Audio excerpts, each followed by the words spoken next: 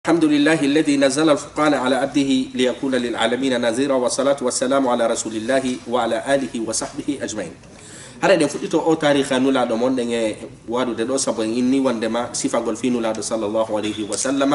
كبحر لا ساحل لا بمعنى كما ينقو على جوندي كويا صفة ها ولنا إن إمام البوصيري wari o wacci nulaɗo ha cernoɓe go inni o fantini ga waccugol hakke ma ko tawata mo wacci nulaɗo sallllahu alayhi wa sallam ka wiyeten ko innen ka deftere makko burda hinaga ɗon ko kanko tun heɓayɓe gimɗi ɓen ari wacci ha ronki terti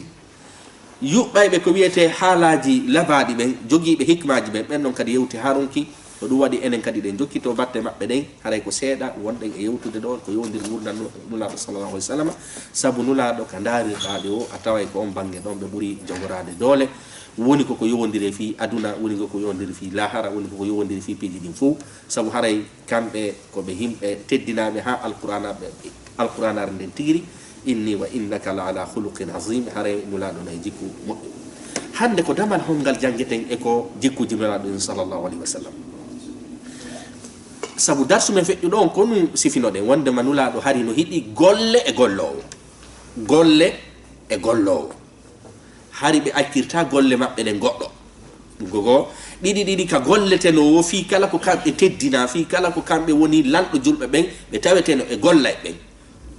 ɗum noon heno jeeya mum en hino ɗum noon ka darsu men feƴƴu ɗo en hinni kadi wondema gollaynoɓɓen kadi nulaɗo no hiɗunoɓe ha nulaɗo maki wondema julɗo ko wiyete kon gaylanɗo hoore mum no ɓuri julɗo fawtaɗo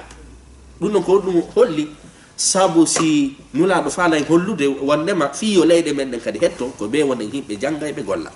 hande noon ko ɗum woni darsu men on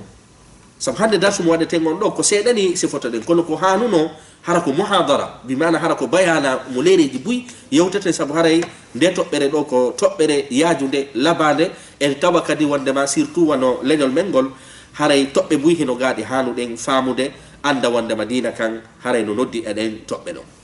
toɓɓere honde faala nden noddude nulaɗo sallllahu alayhi wa sallam sabu bangi ka wonɗe yewtirde ɓe ɗo na kaɓe woni ɗon annabaɓe kakaɓe woni ɗon simple citoyen sikki kaɓe woni ɗon neɗɗo ko ɗum ɗon wanɗen e janngude en hiyay ɗo joni hari nulaɗo no hiɗi ko wiyete e sincayɓe piiji kesi ɓen ɗo noon sen inni sincugol kadi en fandaki sincugol ka dina kala ko sincuɗa ga dina tawi ala ka dina ɗum non ko bid'a wona gon sengo ɗon few faalde manɗa na sincugol ka dina ko sincugol piiji kesi ko yowodiri e gurdam ko wiyete découvert mi mana ko wiyete ictichaf tawata hara no wilnani jama on an ara gollitira haqqille maɗen ha yonnanoɗa jama on nafitora haqqille maɗen e yiya ɗo joni sahabaɓe buy sinci piiji kesi ɗi julɓe ɓe an nafitori nulaɗo wertoriɓe ha si en daari noon enen jamanuji men tentini lañol men ngol kala arɗo inni wondema holla jama on kesum ko tappeteɗo ha ɗata jama ina koko woti gon tugandi inna iwetaki ka woti ɗon e yiya ɗo joni nulaɗo sallallah alih w sallam sahabaɓen buy ittiɓe eko wowi kon naɓiɓe e goɗɗum ngol saabu nafoore no nder ton itti noon e sikke leyɗe hande kanna on fewndi ɗo hiɗen andi kala ɗo ko wiyete adduɗo ko wiyete kesum e nder gande ɗen o jonnete ko wiyete prix nobel ko ɗum woni prix nobel ko kala sa mijitike ɗo ha addi kesum annallan fof moɓodiray jonde médaille joni noon si tawi woniɓe wona julɓe ɓen hikkike yeeso fi duñugol yimɓe ɓen yoɓe addu kesum ɓe jonnaɓe ko wiyete médaille ji e ko wiyete teddule itti e sikke kan enen julɓe ɓen en hiyay ɗo joni nulaɗo sallllahu alayhi wa sallam sahabaɓe sincunoɓe kesum ɓen fof haray noon daɗiman hiɗen andintira sincugol ɗo kesum ko fandi ɗen na ka dina fuy sincetaki koko yowodiri e gurdam bani adama ɗan sincuɓe kesum ɓen fof en hiyay no nulaɗo ennen wondema weltonari ɓe jaaɓi feereji maɓɓe ɗin saabu ɓen ɗon gollitiri haqqille maɓɓe ɗen itti e jama e koɓe wowi kon jonni ɓe ndewede ɓurde nden ɗon haray hiɗen aɗen fuɗɗora nulaɗo sallllahu alayhi wa sallam ñande goo landi seydina abdoullahi ibnu omar o sahabajo ɗo nulaɗo maki tawi sahabaɓe ɓen buynomoɓi ɗo e janggay honno nulaɗo sallallah alih w sallam duñirayno yimɓe ɓen yoɓe wakkilo ɓe gollitira haqqille maɓɓe ɗe fi sincugol piiji kesi ko tawata hara nafayɓe hara na innugol tun minen ko ɗum ɗo men tawti ko ɗum ɗo men tawi koye ɗum ɗon tun men ñiɓata nulaɗo sallllahu alih w sallam acci ha sahabaɓe fof no mooɓi nulaaɗo maaki ene ko leggal hongal woni kaaki mum futtata ko leggal hongal woni kaaki mum futtata ɗo ko ɗum nulaaɗo faandi koye fof yo gollitir haqqille mum ɗen fii ɗaɓɓitugol ko hongal woni ngal leggal nulaaɗo no waawno tun e leggal kaariwal kaaki maggal ɗuma futtata kono ko ɓe maakiren enen saha maɓɓe fof goɗɗo e mon no anndi hakkude mon ɗo leggal ngal kaaki mum futtata ngal no waywa julɗo bi mana julɗo on no nandindina e ngal leggal ɗon saha maɓɓe fof fuɗɗi miijade mo kala inna ko leggal kaariwal leggal kaariwal leggal kaariwal mo kala gollitiri haqqille mum ɗen ko ɗum ɗon wonno faandore nulaaɗo nde ko jama on gollitiri haqqille mum ɗen fii ɗaɓɓitugol fi waɗugol ko wiyete recherche hay goto ronki jabade o non sahabajo filliɗo o hadis ɗo seydina abdoullah ibne omar on inni mi miiji ka ɓernde an ko leggal tamaro kono mi hersi wowlugol mi miiji ka haqqille an ko leggal tamaro kono mi hersi wowlugol haɓay hay goto jabaki nulaɗo maki awa ko leggal tamaro iɗen andi pince leɗɗe tamaro ɗen kaki ɗi yanta nulaɗo maki awa julɗo ko non wayi c'est que julɗo ka o feŋi ɗon mo yanata par ce que ka tawhid mo feŋi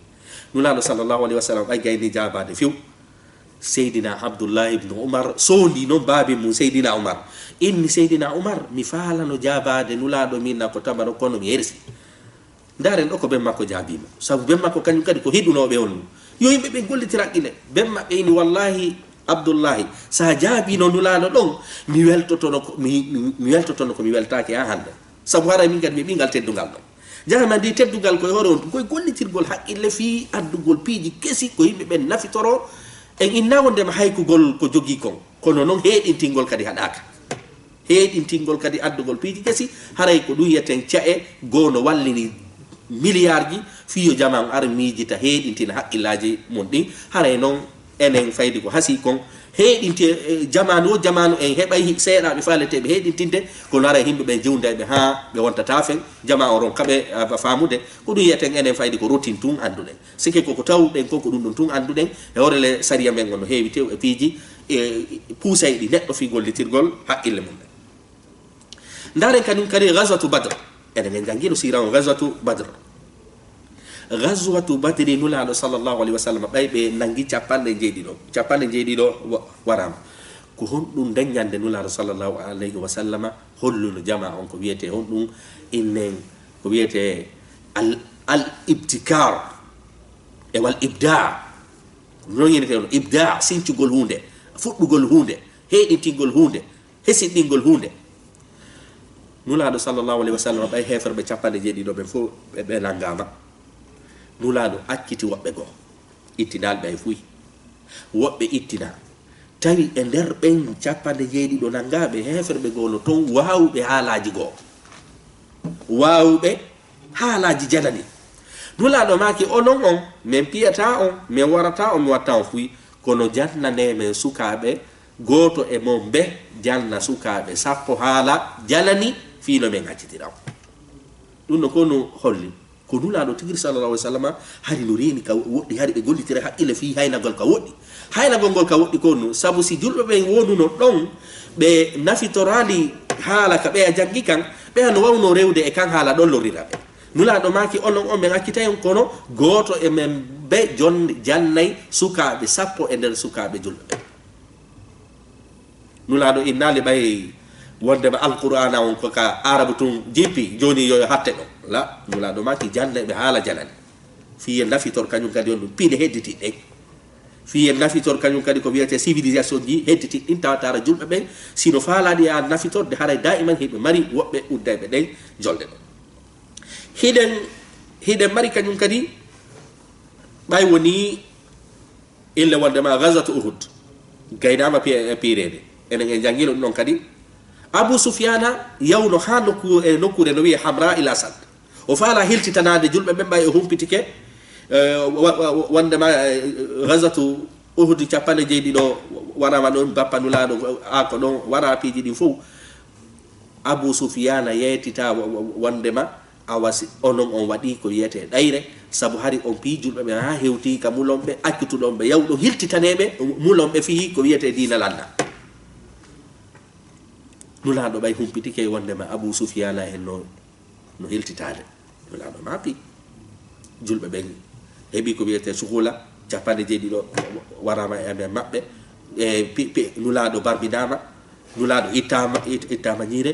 nulaɗo maapi kono haɗi sahabajo goto hino ton on andi feere on sinki feere nde tawata haare ko kanko tun Allah subhanahu wa ta'ala longini de o gollitiri haqqille makko nen fi yaltingol julɓe ɓe on situation e nden e on probléme moɓe wonno ɗo nulaɗo sahabaɓe mumen no maapi ko honko fiwata ɓe a hirtito ndaren ɗo o sahabajo ɗo konno o waɗiri ko wiyete al ibda wal ibtika o sinki haqqille kese nde tawata haari hay goto humpitake fi dandugol julɓe ɓen nde ñande kon o sahabajo ɗo enen e jangguilo kasira Ma'bad ibnu Abi Ma'bad al-Ghuzai ko non o innete o inni min nulaɗo sallallahu alayhi wa sallam min haray la weldidi e ɓeɓe Makka joni ko waɗete mbay jama on fo mapike min mi miijitike ka haqqille ha mi andi feere honde gollitirten nulaɗo ma kaali ɓay ko min woni nulaɗo goɗɗo woltaɗo o nulaɗo jentimo nulaɗo ɓay o addi haqqille kese ɗe o addi ɗe nulaɗo make gollitirende nulaɗo haɓali ɗe haɓali haqqille kese ɗe o addi ɗe oɗo konnumo inni Ma'bad ibnu Abi Ma'bad al-Ghuzai o inni ɓay woni o jonni feere nde nulaɗo make joni mi jaɓɓi feere ma nde yaw o inni konɗuno mo yeyti nulaɗo o inni min miɗo mari feere miɗo wawi dugugol hewtitoyoɓe kaɓe woni ɗon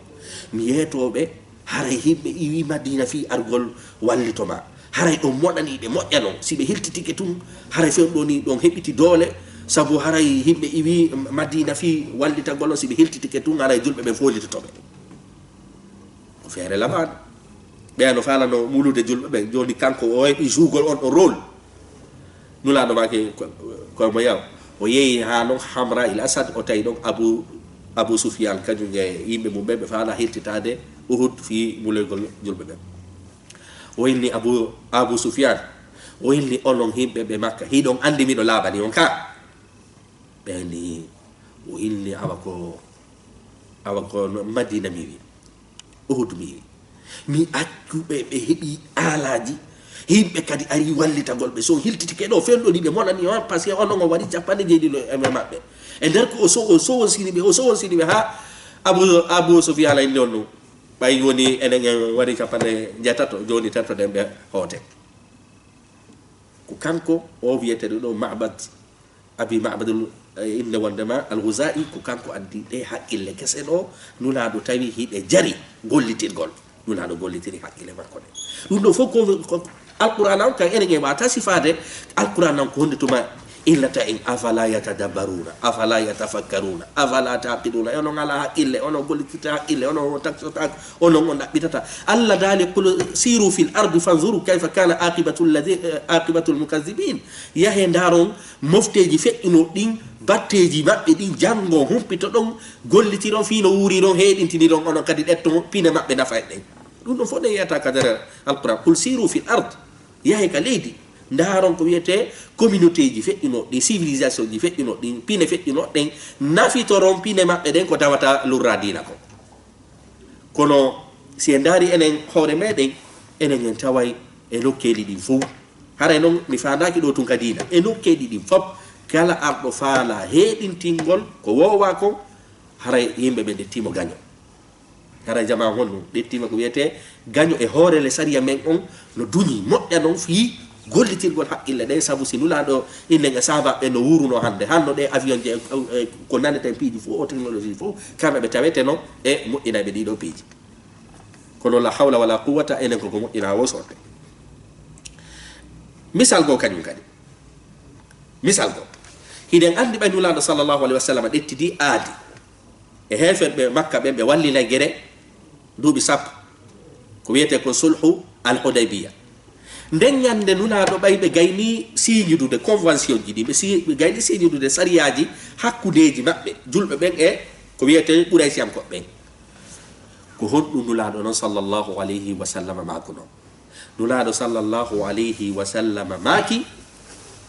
ko ono yo julɓe haray mi ɗetti min e ɓe mi ɗettidi aadi kono tawi jama on weltaki sabu jama on toɓɓe windaɗen jama on kañum ko toɓɓe windaɗe reeni nulaɗo ko yeeso toɓɓe windaɗe reeni iɗe gandire ñande seydina omar kollu makko no afa nukti daniyata fi dinina eɓe tundina e hoore amen hakke ko seydina omar nden ñande monino ɓe landiti nulaɗo ene koye gonga jokkude kako fenade hakke ko tawata kamɓe sariyaji ɗetta ɗin haray hiɓe reeni ko julɓe ɓen woni ala ko wiyete moƴƴere e ɗin sariyaji kono nulaɗo sallllahu alayhi wa sallama hari no andira ko wiyete haydagol ko woɗɗi saabu yaajugol haqqille nulaɗo ama maki haray ɓe fof yoɓe jaɓu aadi ɗi ɓe ɗettidi kono ko honto woni shahid o nulaɗo sallllahu alayhi wa sallam ɗoddi sahaba ɓen fof saabu hari heɓe fokkiti hajju ɓe ɗuma hilta hari ɓe fokkiti umra ɓe hilta nulaɗo sallllahu alayhi wa sallam noddi sahaba ɓen fof inde awa on fof bore on fof hirse dambiɗi addorɗon ɗi fembo ɗon hay goto jentaki nulaɗo sahaba ɓe fof sali saabu fiyo ɗum ɓe saloraki fi salanagol nulaɗo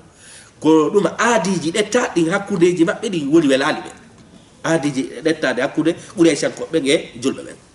nulaɗo ari tawi kadi sahaba ɓe fof inni bore fembo ɗon hay goto jaɓaki ka tata ɓum kadi ɓe ari fe bore fembo ɗon hirse dammi mon ɗin ha gasi yahon kañum kadi fembo ɗon hay goto jaɓaki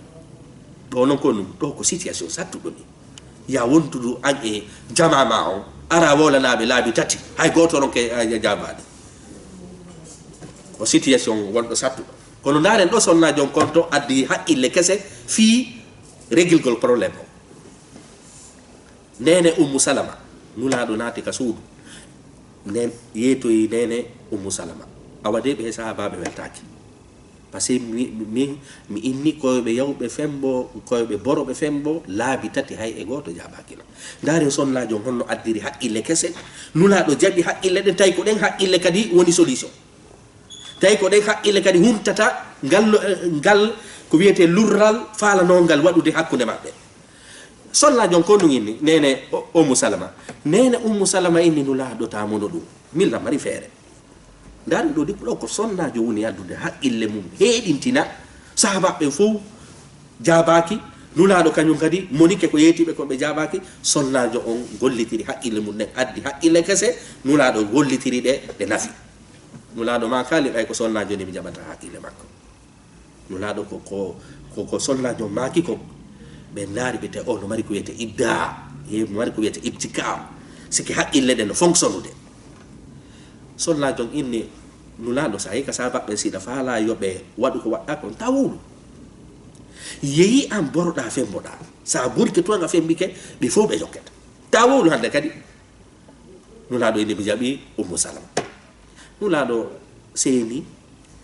bori fembi ka sahabaɓe haynino nulaɗo no boro fembo tirtiɓe few wowlugol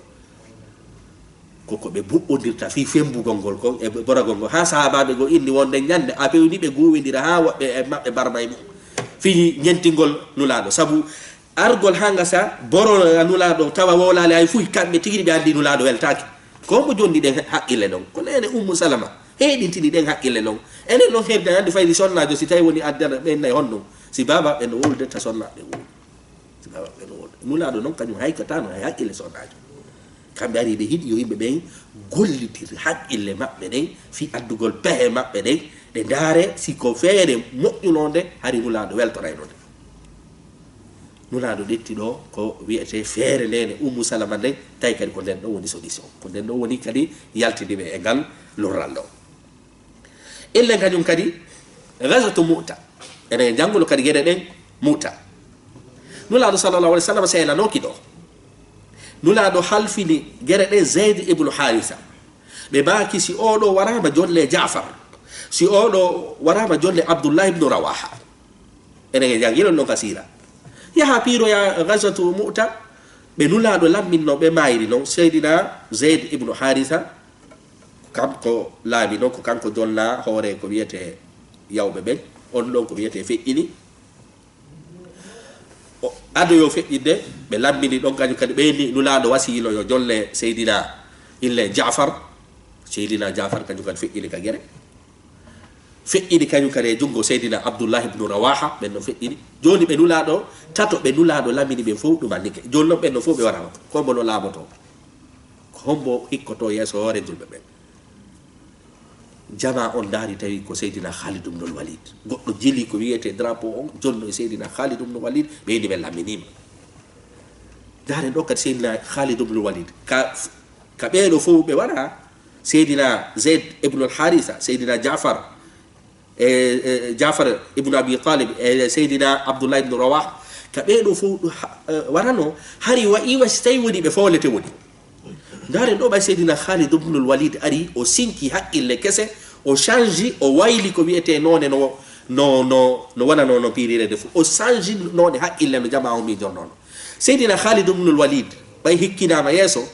ko ɓe atti décret mo ɓe atti waɗude on ɓe addi kamɓe haqqille kese sike hooreɓe julɓe ɓen fof ko laawol gotol gollitiri seydina zayd ibnu haritha seydina ille wondema jafar seydina abdoullah ibnu rawaha ɓen ɗon fof tawi ko hunde wotere ɓe woni oɗa no feƴƴude oɗa gollitira laawol ko oɗa gollitiri ko résultat o sansata seydina khalid ibnul walid arti tun o inni wondema hikkiɓe yeeso ɓen fof yo artu ɓaawo sikke wonnoɓe e pirude ɓe onon wonɓe ɓaawo ɓen fof arte yeeso wonɓe yeeso ɓen arta ɓaawo wonɓe ka ñaamu ngon arta ka nano wonɓe ka nano ngon arta waddi haqqille kese wonaɓe e piiriteɓe ɓen sikki hollu renfort ari sabu naɓe ɓe hiino yeeso ɓe joni ɓe hi yeeso naɓe ɓe hii ɓen ka nano ɓe hiiti ka nano naɓe ɓe hiiti bimana tawi ko himɓe seeɗaɓe kono sabu haqqille seydina khalid ibnul walid ko heɗintini kon wayli noone no wonano noon fof miijo jama on e noone no gueɗe ɗen wonno e feƴƴirde noon no ko ɗum holli nulaɗo ɓay nani wondema ko seydina nulaɗo noon yottinono ya madina saabu kamɓe ɓe tawano ka ndeñande nulaɗo yottinono ya awa seydina zayd ibnu haritha luttuno toon seydina ille wondema jafar lutti toon seydina abdoullah ibnu rawa a lutti toon min jonni khalid ibnul walid laamagol makko o sansi none o wayli none no wonano ɗumannorede nulaɗo maki khalid ibnul walid sayfullahi lmaslul ko ndeñande mo jamma ɗum ɗon nulaɗo maki khalid ibnul walid ko kaafa allah welka kan ko kaafa allah welka bimana nulaɗo weltori khalid ibnul walid ko wayli none tactique o sabu ɗo seydna khalid ibnul walid ko faalaɗen sifade ɗo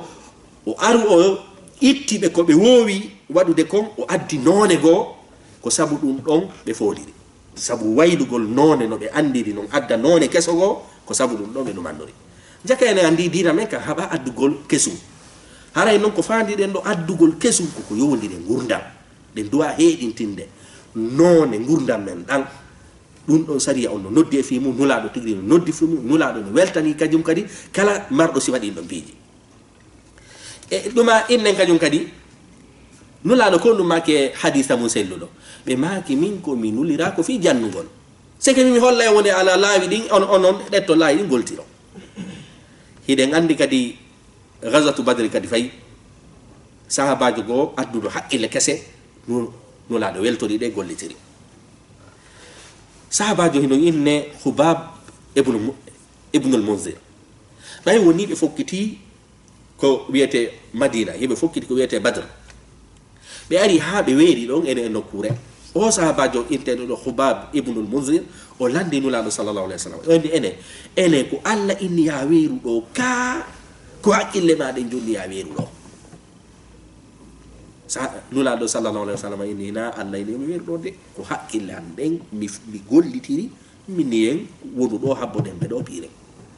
o sahabajo wiyeteɗo ɗo hubab ibnul munzir o inni awa ɗo na wonirɗe ni ɗo na point ko wiyete ko point stratégie iwen ɗo sabu ɗo cangol ngol no yeeso to si en piiri ɗo haray ko kamɓe hikkori ka cangol kamɓe si tawi woni ɓe ɗon ɗama ɓe yaray si ɓe ɗumannike ɓe ɗuman enen noon ka jooɗiɗen ɗo si wona ha nangodirama haray enen ndiyanɗa en heɓataɗa o inni nulaɗo immoɗen ka weeruɗen ɗo yahe yeeso ndiyanɗa wontira ɓawa meɗen jasen kadi fooseji hara ndiyanɗan ilata yaara ka ɓe woni to hara si nanggodiroyama si tawi woni ɓe lakkama ɓe ɗonɗama ɓe ɗoma nak hara ɓe heɓata ko ɓe yara enen hara ndiyanɗan ko noon nulaɗo maki detti feere maɗe nulaɗo haɓanimo few tappalimo enne haaɓe oɗo ɓay waddi haqqille kesa nulaɗo gollitiri haqqille makko ko sabu ɗum ɗon kañum kadi no jeeya e sabuji fi yo julɓe ɓe fo gazwatu badre ɗan ɗon ndiyam sabu si pirama woɓɓe ɗon ɗete ndiyam harayno hatojina julɓe ɓen tawi kamɓe heɓe jogui ndiyam ɓe to jogaki ndiyam sabu o sahabajo adduɗo ɗo Hubab ibnul Munzir o gollitiri haqqille makko ɗe o heɗintini haqqille jama o addi ko wiyete al ibda wal ibtikam nulaɗo sallallahu alayhi wa sallam weltanima gollitiri feere makko ɗe adde ɗuma misal kañum kadi gazwatu Khandaq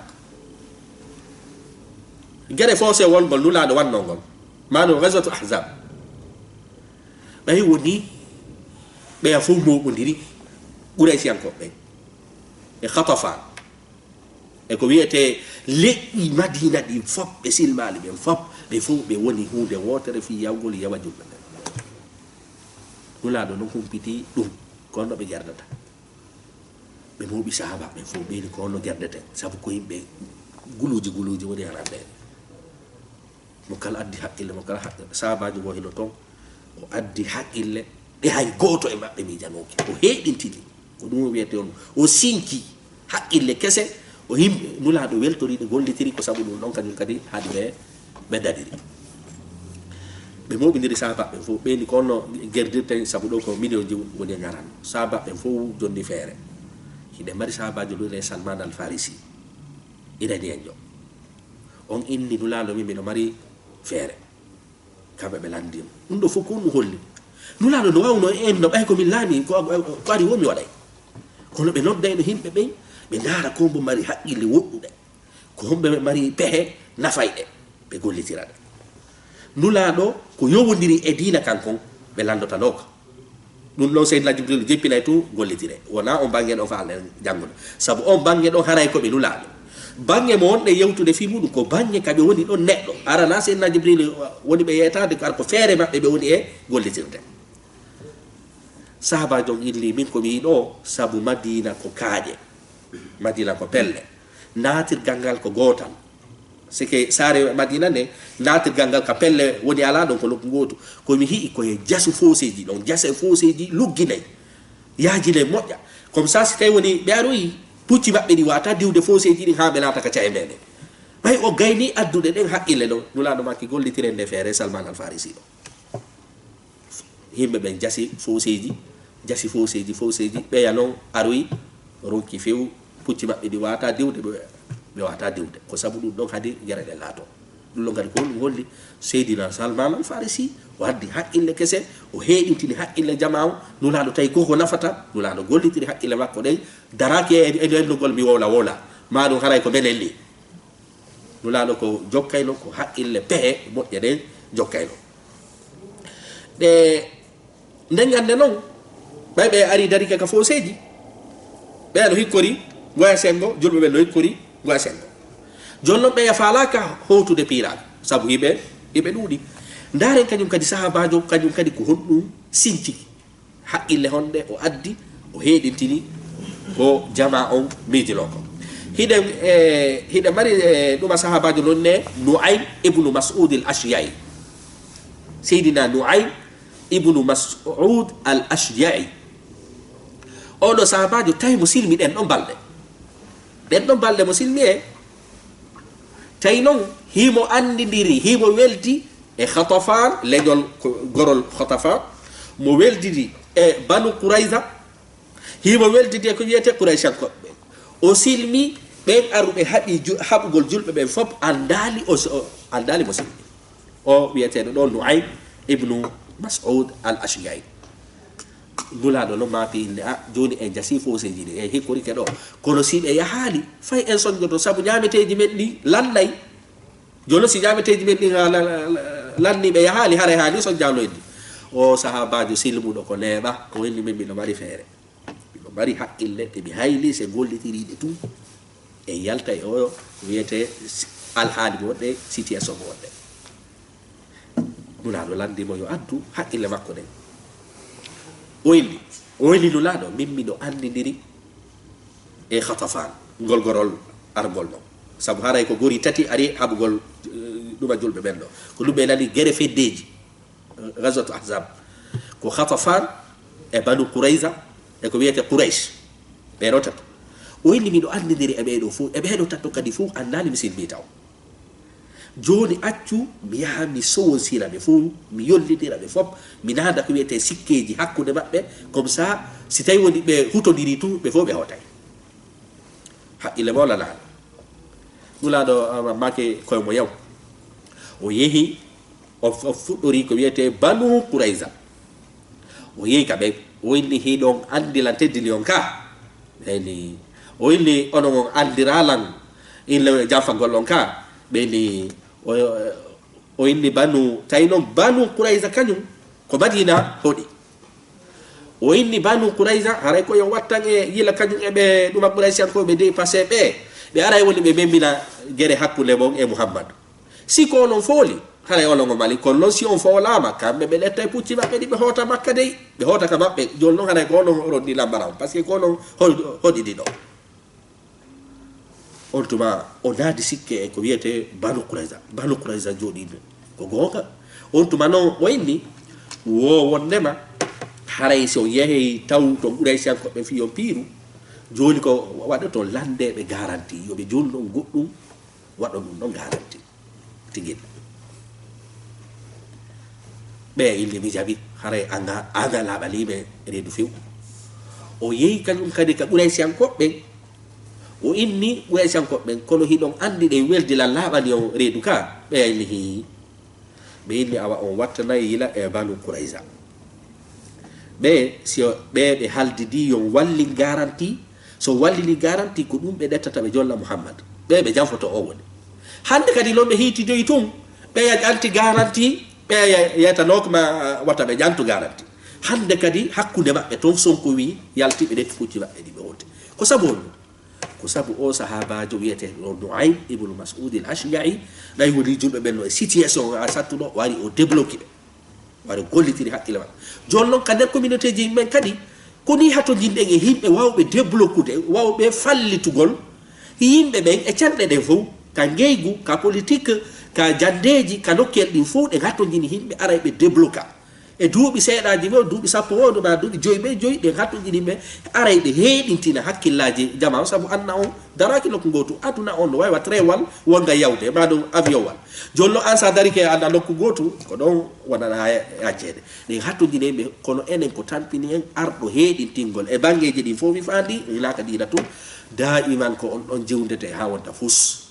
ko on ɗon jewdete jannguɓe ɓen noon inni wo wokki hiɗa ittede ka woowi wokki hiɗa ittede ka woowi kono yimɓe ɓen ko haanuno ko darugol haqqille kese ɗen sino nafa gollitire aren kañum kadi e ɗuma misal goo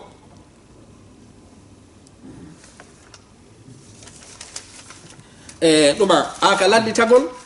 haray nulaɗo sallllahu alayhi wa sallam hiɗe mari sahabajo noon ne Zayd ibnu Thabit nulaɗo nodduno Seydina Zayd ibnu Thabit ɓe yiɗni min komi faala yeehi jangga haala wiyete kaga ɗuma hébriya bimana haala alyahudiyankeɓe mbiɗo faala ya yaw janggaka ɗum ɗon fof ko fiye julɓe ɓen heɓu yimɓe wawɓe haalaji jalani ɗin fof joni noon se daarino laaɗo sallllahu alayhi wa sallam e sahabaɓe mum ɓen enen sahabaɓe fof ko juula jangga tum ɗon kuno o way buye men ko no famiri dina kan c'est que sa woni julɗo ko ɓe hara ko juulo e jangga e jogagol jikkiru walla e ɗuma tum woni haajuma e bonnagol kaf non sa daari sahabaɓe no ɓe wonirno noon na ɗon ɓe wonirno ɓe juulayno ɓe jangga ɓe waɗa peeji ɗin fof kono banggueji ɗin kadi fof angatawa e ɓe si en daari ɗo joni sahabaɓen e telle makka alqur'ana ɗe mari ɓurɓe lollude sahabaɓen fof no yoawi alqur'ana kono hiɗe mari ɗettuɓe ko wiyete gurdam mum fof fi alqur'ana wano Seydina ibnu Mas'ud wano Seydina ibnu Abbas wano Seydina Ubay ibnu Ka'b wano Seydina Zayd ibnu Thabit ko ɓeɗo andiranu yiɗettugol gurdam mum fof ko ɓeɗo landine fi alqur'ana o ko ɓeɗo ko wiyete spécialisé fi alqur'ana o kono ko hombo kadi andira sunna o hiɗe mari kadi sahabaɓe goo ɓen ɗon kañum kadi gurdam maɓɓe fof ko fi sunna o c'est que kamɓe ɓe wawi alqur'ana ɗuma kono ko ɗa ɓe ɓuuri ndellore ɗa ɓe ɓuuri andirede wano Seydina Ma'az ibnu Jabal wano Seydina Anas ibnu Malik wano Seydina Jabir ibnu Abdullah ɓeɗo ko andira ko sunna o ɓeɗo kañum kadi sunna o ko ɗo ɓe ɓuuri yanjude hakkillaji maɓɓe ɗi kañum e Seyda Aisha de mari non sahabaɓe go ko andiraɓe jugegol ñawgol hakkude yimɓe ɓen ɗon kadi ko ngal gandal ɗo ɓuuri ertorade c'est que ɗum nulaɗo ko holli en ɗo en fo se woni ko wiyete janggoɓe diina tum tawi en ala ñawdayɓe en ala darnayɓe en ala ɗumanna ara ha ɗo ni fus enen en afitora diina men kanko ini koyen sendito mo kala hippo e lowre go mo kala kadi heeɗintinira ka woni ton tawa piiji ɗi lurraɗi diina kan si en daari wondema hiɗe mari sahabaɓe goo andiraɓe ñawgol magistraɓe ñawayɓe andiraɓe andugol ko wiyete pénal ñawoje ɗe no jeeya eɓe aɓe no seydina abi bacre seydina omar seydina ali seydina abi mousadil achari hiɗe mari sahabaɓe goo e hoore koɓe janggi kon fof gonno honɗum ɓe andira ko waɗigol commerce ɓe andira ko wiyete ɗum ko wiyete janggugol ko wiyete fi commerce ɓe andira gandal wiyetegal hande économie gandal wiyetegal ngal économie wono seydina ousmane abne affan seydina abdourahman ibnu auf ɓen kon ko andiraɓe jawle ɓe andi jawle on no heɓirte ko no gerdirte ko no gérirte ko no ɗumallorte fof yeɓe andi ɓeɗo hari hino andi dina kan kono hari ɓe hari kadi ɓe hippi e ɗelo e ɗo fi geygu e ko yoyodiri e geygu fof ko ɓeɗo landete saabu kamɓe kadi ko ɗon ɓe andi hiɗe mari noon woɓɓe kadi andiraɓe si fukkitama piiro ko ɗon ɓe woni worɓe seydina khalid ibnul walid ɓen ɗon kañum kadi sa daroyi e tele ma ka geygu atta hay si ɓe yeyayno kono ɓe andiraka e andugol ɗe bagge ɗo kamɓe kadi koɓe andirano si fokkitama piiro hala khalid ibnul walid no tawa haray goɗɗo hula saabu haray haqqille yajuɗe kadi hiloto hiɗe mari noon sahabaɓe goo kadi anduɓe gandal no wiye ilmul ansab janggugol fi dammeji ɗi c'est que wowlaɗo inde leñol ɓe yeytoma leñol ngol fof konto woni asli maɓɓe seydina abi bacry ko kamɓe ɓurno sahaba fof andugol fi ngal gandal ɗum ɗo hilaafi jikiri walla wonɗa e wolo ɗo hilaafi ɗuma ko inde ten haray diina men kan no yaaji diina men kan na yen ɗettu tum yomen e ko wiyete ibadat ɗa mari ibadat ɗa mari muamalat ɗa mari akhlaq hiɗa mari kadi gollitirgol haqqille ɗum ɗo fof no natore ko wiyete din hakke ma ko nulaɗo ko wiyete ko formuno sahabaɓe mumɓe tawi fof bangeji ɗi fof julɓe ɓen hino mari hari hiɗe mari hay yuɓɓayɓe gimɗi hari nulaɗo no mari hari si hefere muɓe yuɓɓi gimɗi yeɗɗi jalkiti julɓe ɓen nulaɗo ma kanano sahabajo ɗo an kadi yuɓɓu gimɗi yottoɗaɓe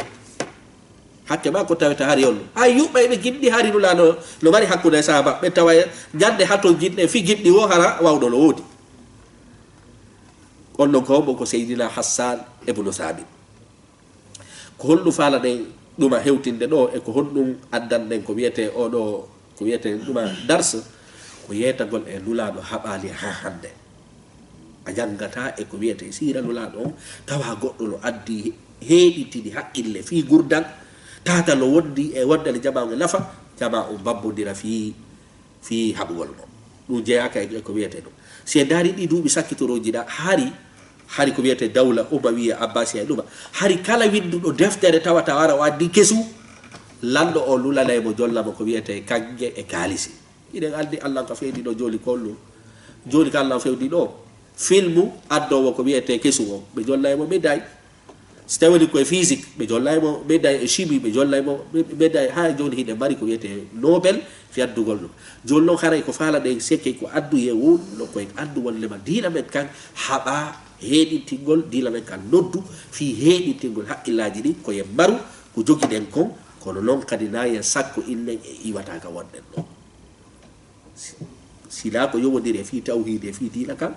ko yowodiri e fi ko wiyete kon gurdal ɗan haray hiɗen haali jabugol waylagol e nokkiɗi ɗi fou ka jandeji ka haqqillaji ka woddigal ka association ji piiji ɗi fof se daari ka gurdal nulaɗo ɗan en tawa fof no yaadi haray ko saabu salagol ɗin ɗon hiyeten hande enen e leyɗe goo hiɗen waywa no haynortoɗen ni koode ɗen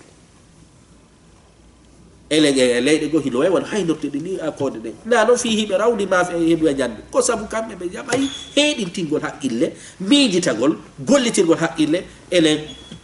kala mo heɓuɗen fuɗɗi addugol si aɗen haqqille ko jiwdeteno ha on tigui ɗaata eɗen tori allah subahana taala allah faami gen ka diina no selliri faamen kadi ka diina no haaniri ine tori allah subahana taala yo allah faami gen ka haray sen yii diina kan naati Endolos diina kan naati Courtuba diina kan a naati ha Chine ha to si ɓen ɓe jaɓatano heeɗintingol hanno diina kan feƴƴatano Madina haray hiɗen hatta ɗo inchallah. Wassalamu aleykum wa rahmatullahi wa barakatuh.